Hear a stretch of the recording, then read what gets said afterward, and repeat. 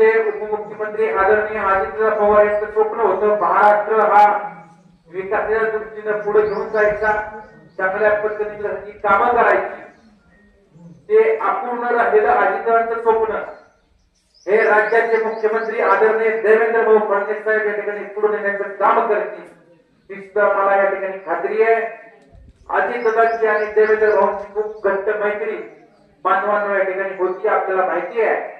आणि दादांचा सुद्धा खूप मोठा विश्वास हा देवेंद्र भाऊंवरती या ठिकाणी बांधवांना होता, म्हणून दादांनी या ठिकाणी भारतीय जनता पार्टी बरोबर येण्याचा निर्णय अजितदादांनी बांधवांना या ठिकाणी घेतला होता। आणि येणाऱ्या काळामध्ये महाराष्ट्र जर पुढे न्यायचा असला, महाराष्ट्राच्या विकासाच्या दृष्टीनं विकास काम आपल्याला करायचे तर आपल्याला भारतीय जनता पार्टी शिवाय या ठिकाणी बांधवांनो पर्याय नाही।